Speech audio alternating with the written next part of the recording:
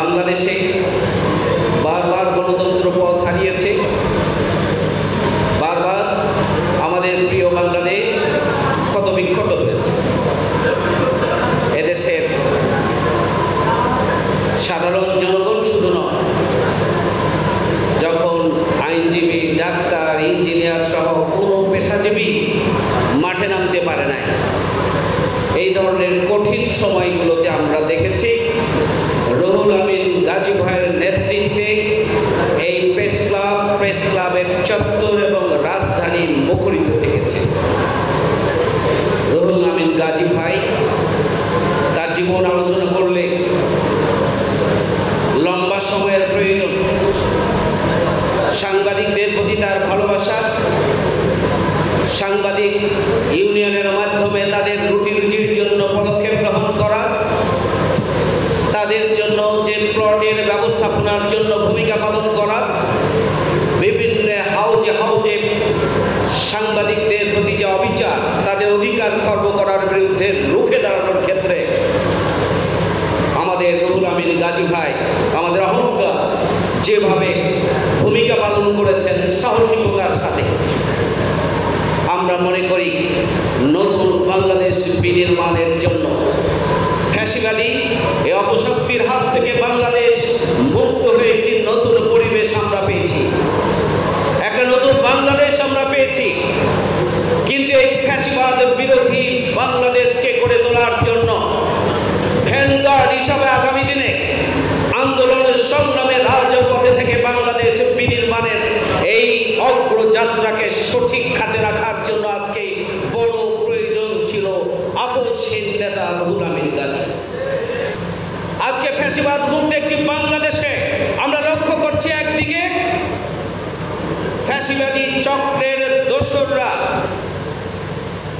এখনো রাষ্ট্র, সরকার এবং সমাজের সকল স্তরে জেগে বসে আছে। যাদের রক্তের বিনিময়ে নতুন বাংলাদেশ বিনির্মাণের জন্য যাদের হাতে দায়িত্ব পড়েছে,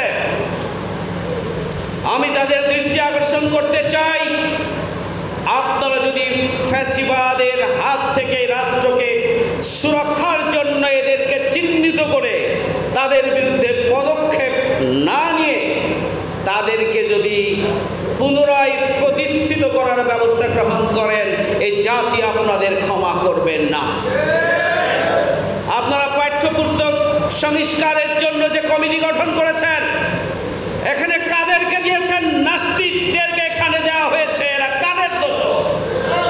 আজকে প্রাইমারি স্কুলের জন্য কমিটি গঠন করা হয়েছে, কাদেরকে দিয়ে কমিটি গঠন করেছেন? অবিলম্বে এই সমস্ত কমিটি বাতিল করে জন আকাঙ্ক্ষা পূরণ করবে।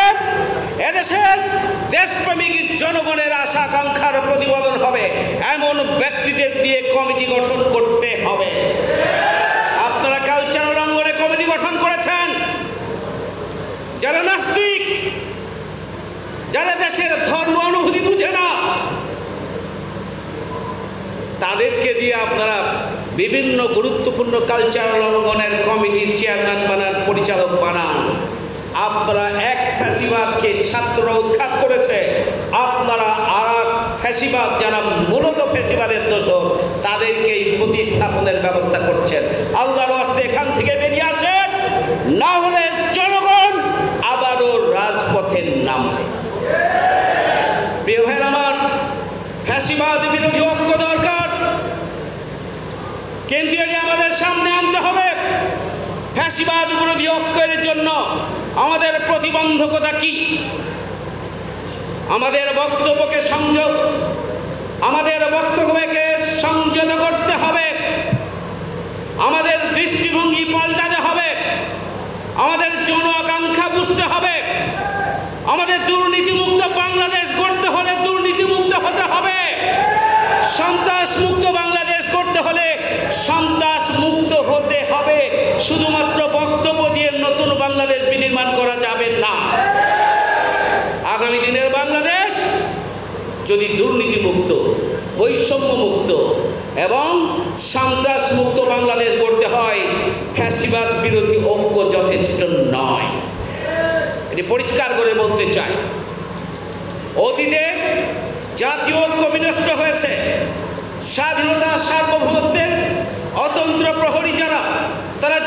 দিয়েছে, জাতীয় নেতৃবৃন্দ জীবন দিয়েছে, বাংলাদেশের সাধারণ জনগণ জীবন দিয়েছে, এবং এখানে যে ধরনের ইস্পাত কঠিন ঐক্য গঠন করা দরকার ছিল সেটি সম্ভব হয় নাই।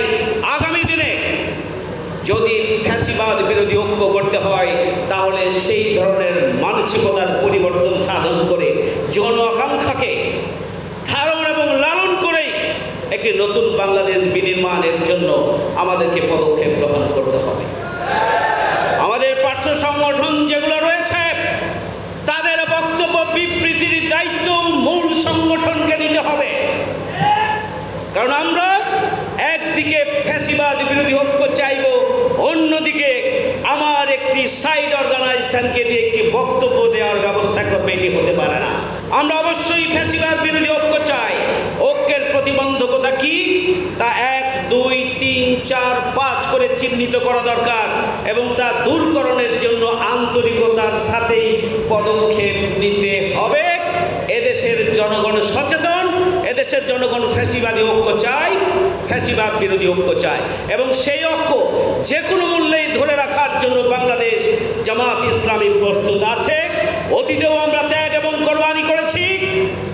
আমাদের 611 জন নেতৃত্ব হারিয়েছে, 500 জন নেতাকর্মীকে আমরা জীবন দিতে হয়েছে, 20,000 মামলায় জর্জরিত লাখো লাখো জনগণ ঘর ছাড়া হয়েছে, বাড়ি ছাড়া হয়েছে, ব্যবসা ছাড়া হয়েছে। সুতরাং বাংলাদেশ বিনির্মাণে আমাদের এদেশের জনগণের যেভাবে ত্যাগ কোরবানি রয়েছে, বিভিন্ন রাজনৈতিক দলের ত্যাগ কোরবানি রয়েছে, জামাত ইসলামী বাংলাদেশ ইসলামী ছাত্র শিবিরেরও ত্যাগ এবং কোরবানি রয়েছে। সুতরাং আগামী দিনে নতুন বাংলাদেশ বিনির্মাণে সবাই মিলে আলাপ আলোচনা করেই অতীতের পর্যালোচনা করে আগামী দিনের একটি নতুন নির্দেশনা তৈরি করে আসুন আমরা একটি ফ্যাসিবাদ মুক্ত, বৈষম্য মুক্ত এবং সন্ত্রাস ও দুর্নীতিমুক্ত এমন এক নতুন বাংলাদেশ গড়ে তুলি, যারা একটি নতুন বসবাসযোগ্য নতুন বাংলাদেশের সূচনা করতে পারবে। এই বাংলাদেশ গড়ে তুলতে যদি আমরা পারি, তাহলে আজীবন ফ্যাসিবাদের বিরুদ্ধে লড়াই করেছে রুহুল আমিন গাজী ভাই, তাহলে তার আত্মা কিছুটা হলেও শান্তি পাবে বলে আমি